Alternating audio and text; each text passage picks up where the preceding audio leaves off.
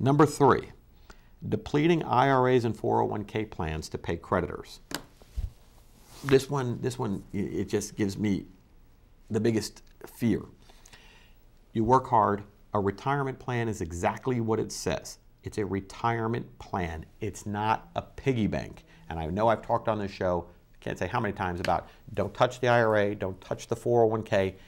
If you're 20 years old and you have a 401k with $8,000 in it and you need that to put down on a car, you're 20 years old. I'm okay with that. If you're in your 40s and your 50s and you take out a substantial amount of money, I'm worried about that, because that's money that you're going to have a hard time replacing in the future, plus all the interest, plus all the the benefit that you have of leaving that money sit until your retirement. Now, we can't, again, there's no crystal ball here, and I'm not going to sit here and preach to you about where you need to put your money. That's not it. What I'm saying is, if you have an IRA or a 401k that's already in place and you're contributing to it, and you need to borrow money because you lost your job and you got this nest egg out there, or you have to pay your creditors over here, I've seen people's eyes roll back in their heads when I tell them, well, you don't want to take out your IRA or 401k. I've seen a lot of people do that, and it was a bad situation.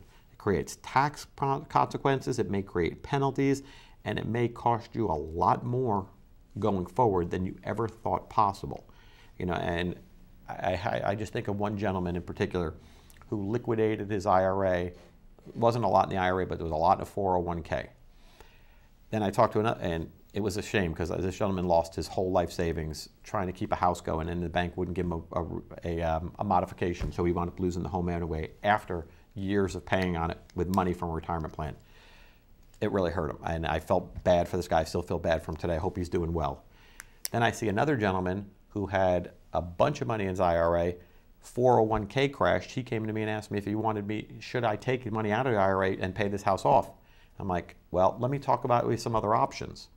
And he wound up walking away from a house with negative $200,000-300,000 of equity and buying another house with the IRA money after the bankruptcy was over, and he's the happiest guy in the world, never realizing, again, bankruptcy is a financial planning tool.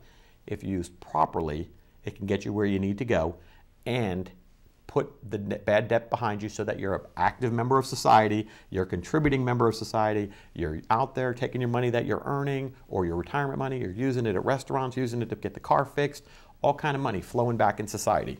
When we take those people out of society, that's when you have economic problems. It's that simple. And there's no way you can tell me otherwise, because it comes down to that basic principle that we need to keep money flowing in society. That's the way economies grow. That's the way people's wages go up. That's the way things work.